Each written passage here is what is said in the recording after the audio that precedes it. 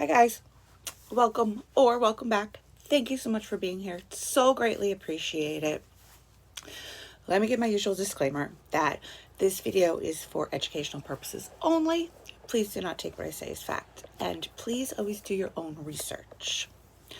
If you have not liked, subscribed, or commented yet, please do so. It really helps me out. I really appreciate it. It would truly mean so much to me. Next, huge thank you to my subscriber, Charlie, for recommending this case to me and for picking me to be the one to cover this case, because I know that this case holds a special place in your heart, so I'm truly honored that I was the one that you picked to cover this story for you. Lastly, there will be conversations about DV covered in this video. So, if you think that that's something that's too much for you, then I would suggest clicking off and coming back for a different video, because it's more important that you take care of yourself. And with that, let's get started. Carrie Ann Culberson was born on January 31st, 1974. She grew up in Blanchester, Ohio, with her single mother, Debbie, and her sister, Christina.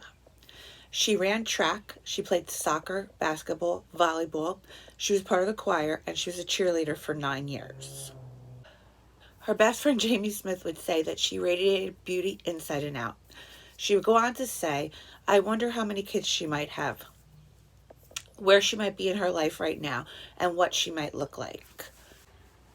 Her mother described her as truly someone special, bubbly, genuine, and fun. Even though Debbie was a single mother and she had to work 2 jobs, she demanded structure in her home.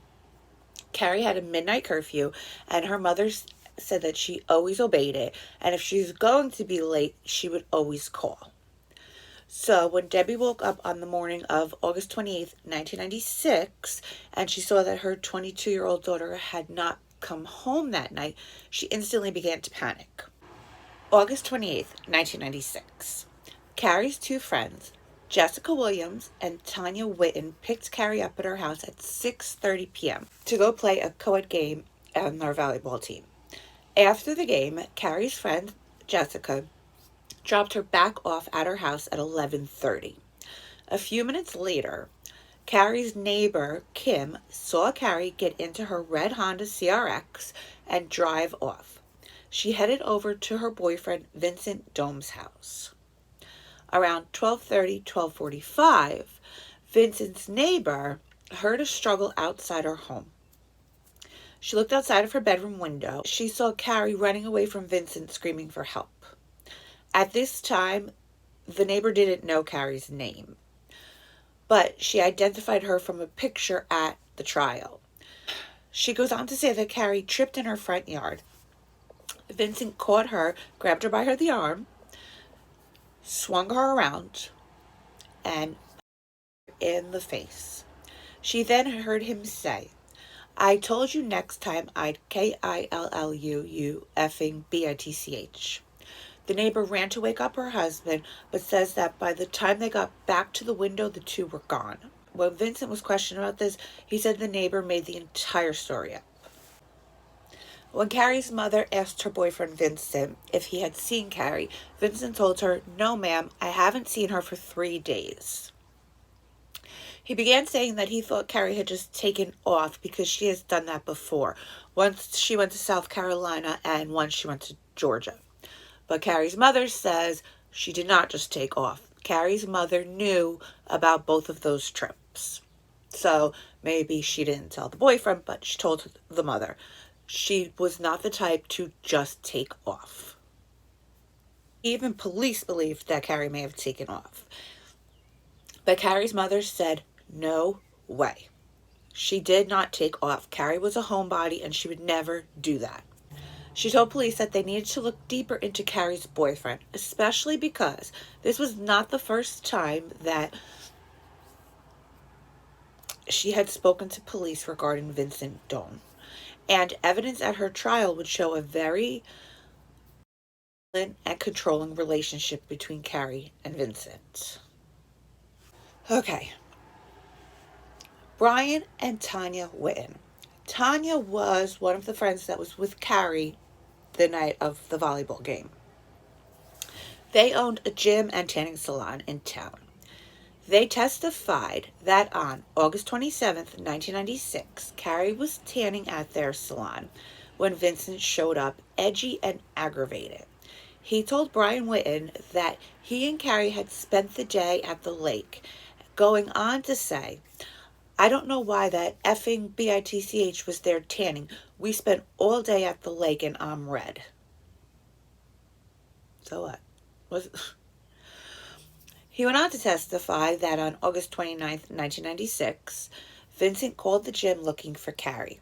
He said that Vincent would call often. If she wasn't there, he would either keep calling or stop by. But on this day, which was one day after Carrie went missing, he called once and he never called back again. Tanya Witten testified that on August 27th, 1996, Carrie had confided in her that she and Vincent had gone to lunch together. On the way back from lunch, Vincent pulled over and removed a GUN from the trunk. He then held her at GUN gunpoint for 4.5 to 5 hours, telling her, "You think I'm a big joke? I'll show you how big a joke I am. I'm not going to jail." What is he referring to? Okay. In July of 1996, Carrie went to Vincent's house to tell him that she was going to a Tupperware type party, that used to be huge back then. Vincent told Carrie that she was not going to this party, and he began throwing things around his room. He then hit Carrie with a space heater. Carrie was bleeding so badly from this that she ended up needing 8 staples in the back of her head. This was 30 days before she disappeared. Carrie finally decided that it was time for her to press charges against Vincent, and because of this, Vincent had a pending charge from the Clayton County Municipal Court. That's what he was referring to. When police questioned Vincent about the incident, he told them that there was a pipe sticking out of the ground that was about 2 feet tall, and Carrie fell on the pipe. When he was asked why she pressed charges against him, he told police that it was because her mother made her do it. You're going to see a trend in this. It's always somebody lying on this. Like, there's always somebody lying. Whoever's telling a story in Vincent's world, people just make up stories about him. That's what he thinks, I guess. Because everybody's lying. When police asked him about the friend, saying Carrie told her that he held her at GUM point, he says that the friend was lying and made the whole thing up. Carrie's best friend, Cicely, testified that in the winter of 1995, she and Carrie were living together. She says that Carrie received a phone call from another guy when Vincent was present at the house. This was before cell phones were a big thing, so everybody used house phones, and they had multiple house phones. So if this is a foreign concept to you, I'm envious about how young you are. Anyway, so Carrie answered the phone in the bedroom, and Vincent picked up the phone in the kitchen to listen to the conversation. I don't know the specific details of the conversation, but what I do know is that Vincent's reaction is completely unwarranted, and it is never okay. He called Carrie a effing bitch. He pulled her hair. He punched her in the eye and dragged her through the bedroom. He then told Carrie's best friend that if she called police, she was going to be sorry.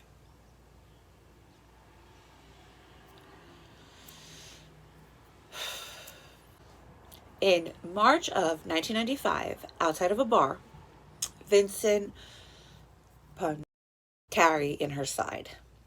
In the spring of 1995, he smashed Carrie's face into a steering wheel because she and Cicely were laughing at him and he didn't like that. In the summer of 1996, he scratched Carrie's face and bruised her neck by putting his hands around it and then covering her nose and her mouth.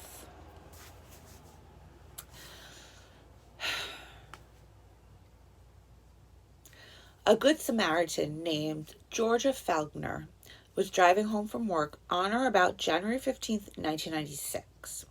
She says that on her way home from work, she witnessed Vincent kicking a vehicle. Carrie was inside of the vehicle and the driver's window was smashed. She got out of the car to ask Carrie if she needed help, to which Vincent said, "Get the F out of here or you're going to be next." Desiree Grubber, who owns the salon that Carrie worked at part-time, testified that Carrie had been taking a bunch of time off because she was studying for an upcoming nursing exam. So after about 2 weeks of being off, she returned to work with a black eye. When Desiree questioned her about it, Carrie would admit that Vincent was the one that had done this to her. In April of 1996, Carrie came to work with her face grotesquely swollen, with both eyes almost swollen shut. Her lip was split, her nose was swollen, and her face had various colors of black and blue. Carrie would admit to Desiree once again that Vincent was responsible. In May of 1996, outside of Desiree's salon, Vincent grabbed Carrie by her arm, picked her up, and slammed her against the trunk of the car before letting her go and backing off. Desiree would go on to testify that on or about August 17th, 1996, she offered to hide Carrie somewhere out of town. She even offered to give Carrie money, and Carrie would sadly decline because she was scared that if she did this, that Vincent would hurt her family.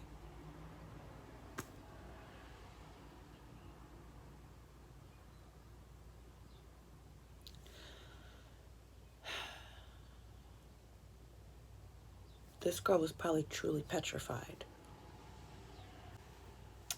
Lastly, Desiree testified that Vincent would call the salon at least twice daily every single time that Carrie worked.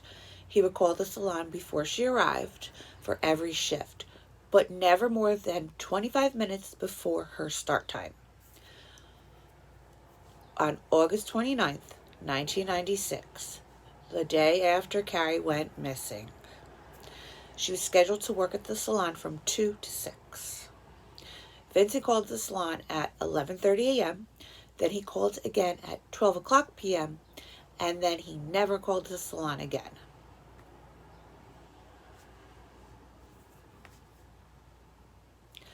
About a year before she disappeared, Carrie's mother, Debbie, went to police to report the ABUSE. The police told Debbie that Carrie would have to be the one to do it because she was an adult.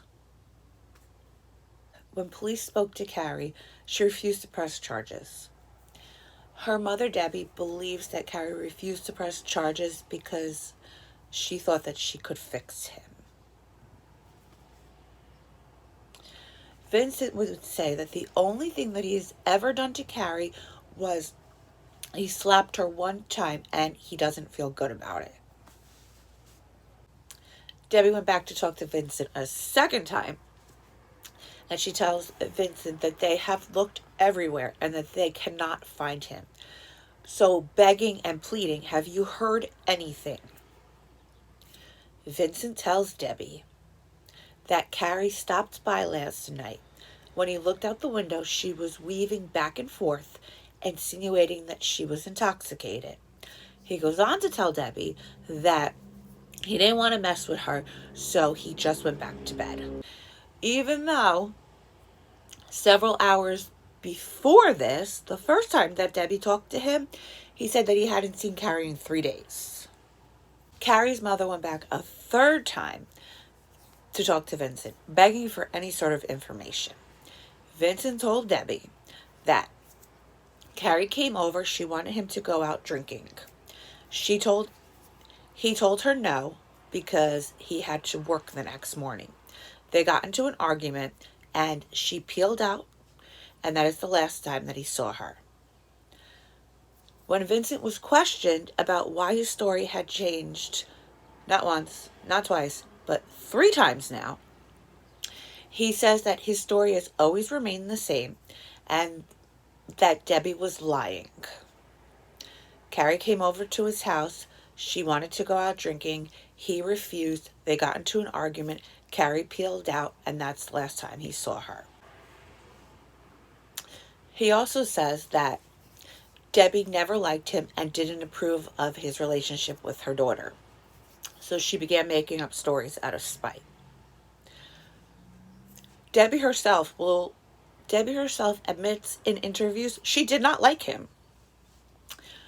But I do not believe that she was making up stories while she was trying to find her daughter. She was not concerned with making up stories. She was concerned with finding her child. I don't think that I don't believe it. I don't. Yeah, she hated him. She didn't want them together, but she wasn't going to make up stories because making up stories wasn't going to find her child.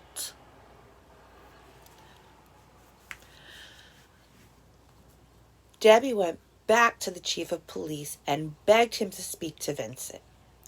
The chief told Debbie that he would speak to Vincent's father, Lawrence Baker, about the night that Carrie disappeared. Vincent's father says that he and his wife, Betty Baker, went by Vincent's house and saw him sleeping on the couch at 1:30 a.m. They turned the lights off and they left. So now it looks like Vincent has a solid alibi. But the search for Carrie continues. No bank cards or credit cards of hers have been used and everything is frozen.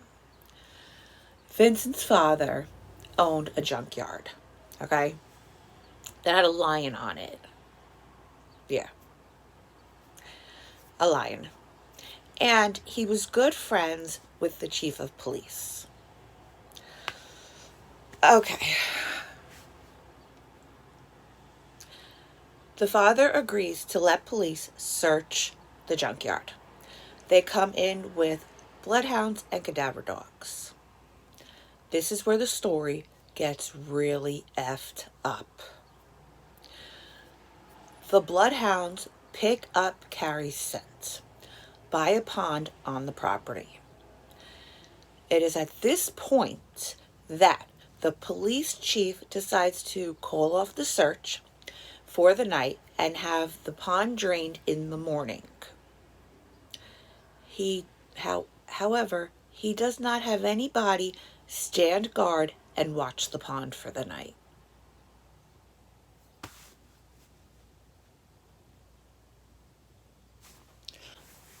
When investigators from the Clinton County Sheriff's Office find out about this, they were pissed.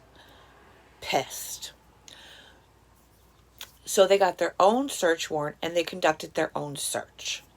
They drained the pond, but by then there were no signs of Carrie. However, there was footprints walked out so far into the pond. Police believe that somebody tampered with evidence that night, and they were putting the blame on the chief of police, as they should.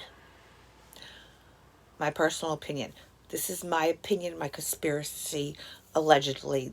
This is what I think. The chief of police was good friends with Vincent's family. The dogs picked up Carrie's scent, whether it was clothing, it could have been anything. They picked up Carrie's scent. chief of police says to himself, oh shit, we effed up.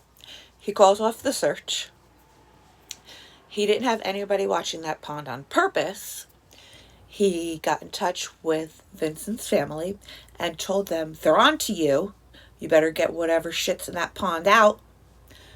The family went and, whether it be the brother, Vincent, whoever, they went, they got the shit out of the pond. That's why there were footprints in the pond. And they put it somewhere else. They got the shit out of the pond. That's why there were footprints in the pond. And they put it somewhere else. This is my opinion, my conspiracy allegedly. But that's what I truly believe happened. Because why would you call off that search? I feel like why wouldn't you drain the pond that night? I don't know how late it was. Why wouldn't you drain the pond that night? But if not, why didn't you have anybody standing guard? Somebody should have been guarding that pond the entire night. That's why I believe that. I could be totally wrong, but that's what I think. As time went on, the town had actually become divided, and it was decided that the local police could no longer be trusted. The police would end up getting another tip from Vincent's friend, okay? A guy named Jeff Warren. He told police that the night that Carrie went missing, at approximately 1 o'clock in the morning, Vincent was banging on his door, asking him to use his phone because his car had broken down. He says, okay, lets him in. Vincent calls his father, and there's phone records to prove this. But if he was talking to his father at 1 o'clock in the morning, how did his father and stepmother find him passed out on the couch at 1:30 in the morning when Jeff lived 20 miles away and his car was broken down? That's easy. They didn't. It's impossible. Jeff Warren says that he didn't hear the entire conversation, but he did hear Vincent say, what am I going to do, Dad? And his father responds, you're going to get a hold of your brother and you're going to take care of business. After this, Vincent's sister-in-law, Lori, comes forward and says that she's been withholding information. She says that on the night that Carrie went missing, Vincent showed up to her home at around 3 o'clock in the morning looking for his half-brother Tracy.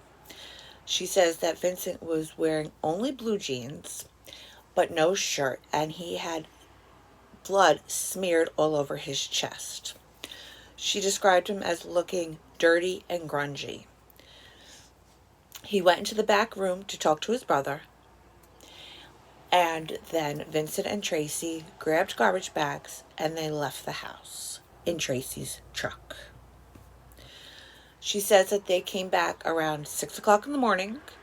They took their clothes off, they threw them in the washing machine, and they took showers. Lori's sister, who was also there that night, would testify to the same exact story that Lori says.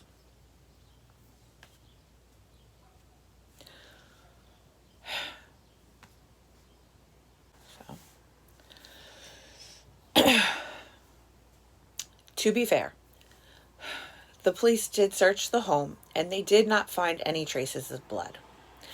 And Vincent maintains that he was never even at the house that night and that his sister-in-law was lying, because this world is just one big conspiracy that wants to take down Vincent Doan. The neighbors are lying. The sister-in-law is lying. The sister-in-law's sister is lying. The friends are lying. Carrie's mom is lying. Carrie's boss is lying. And now there's another liar. Vincent got arrested for driving with a suspended license.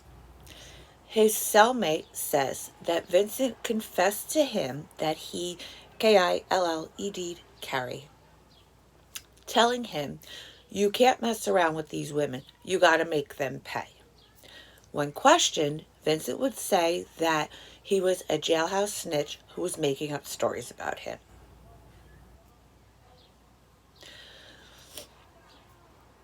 Police always assumed that Carrie's body would be found. So that's why the case dragged on. But on March 21st, 1997, 7 months after Carrie's disappearance, police arrested Vincent Dome and charged him with 4 counts of kidnapping.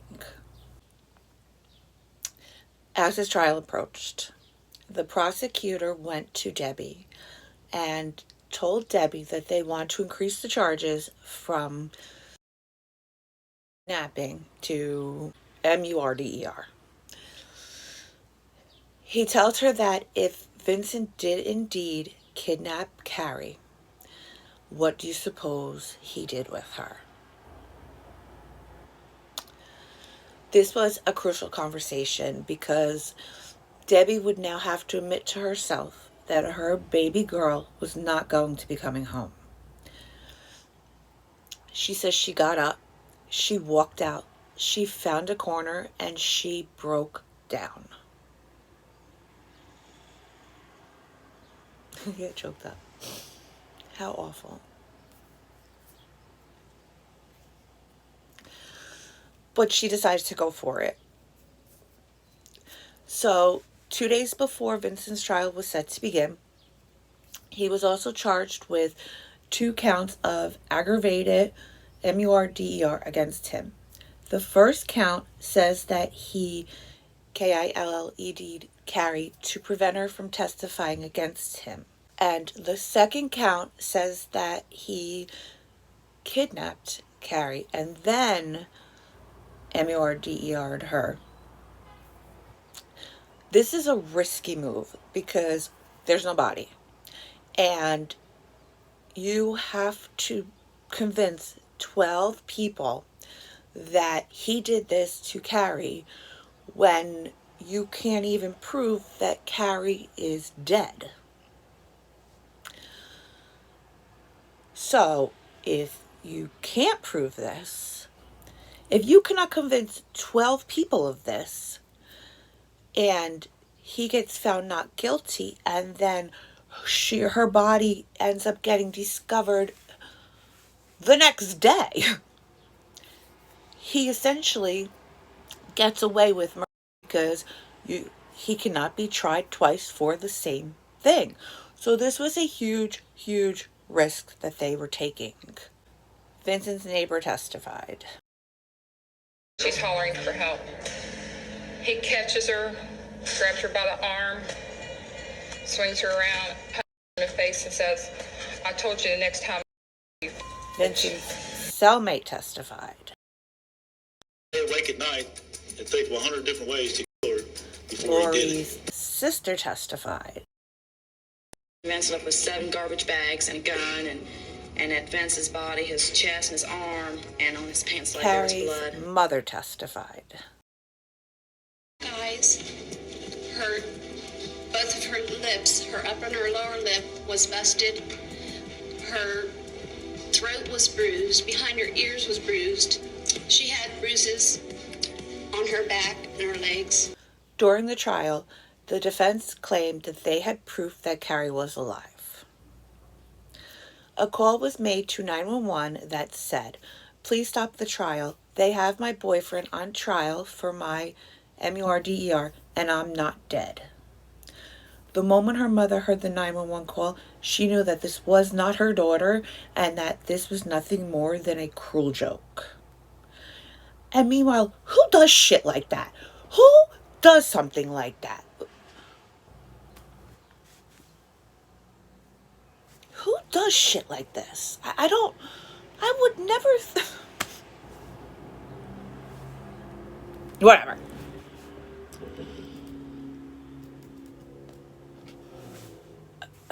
Whatever.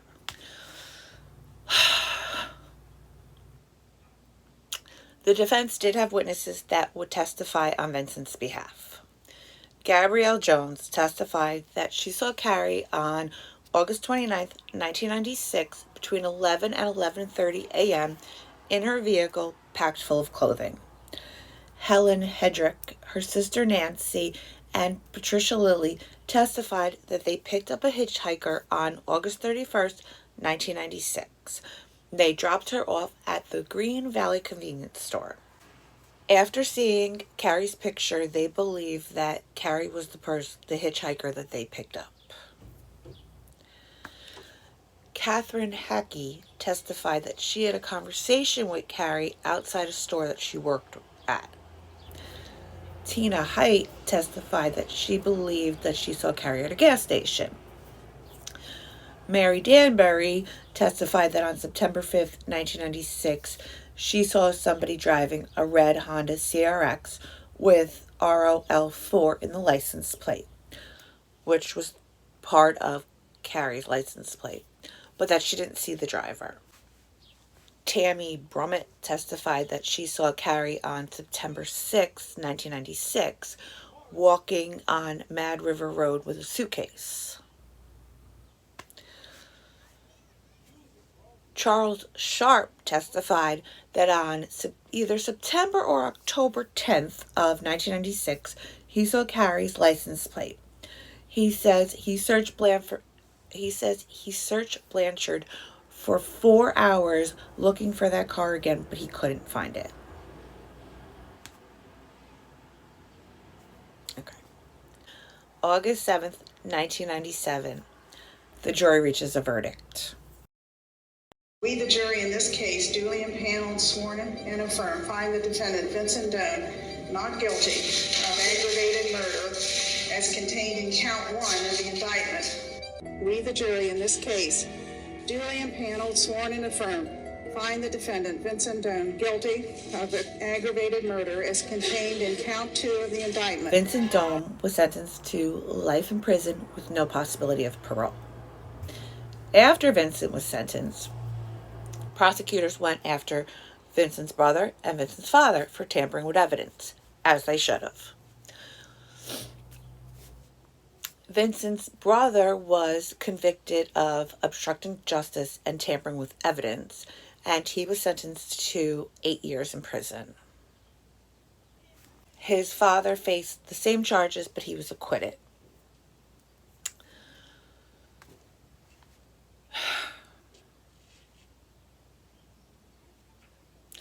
All Debbie wants is just to bring her baby girl home. That's all that she wants. She wants to bring her baby home, and she wants to give her baby a proper burial. But Vincent steadfastly denies that he had anything to do with this or her disappearance, along with this delusional belief that if he gives them a body that he could go home, but he doesn't have one.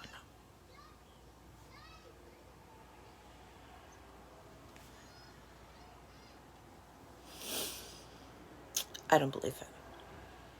I don't believe for a second that he didn't do this. All of these people are not conspiring to just make up stories about you. You have a history of this with this girl. I believe he did it. I do. I don't know. What do you guys think? Police Chief Payton, the man who decided not to place guards at the pond, pled guilty to charges of misconduct and impeding the investigation, and he was forced to turn in his badge. Good. F him. F you. Sorry. Carrie's family won a wrongful death lawsuit, and the village of Blanchester was ordered to pay them $3.75 million in damages, which is nice. But it doesn't, no amount of money can replace her.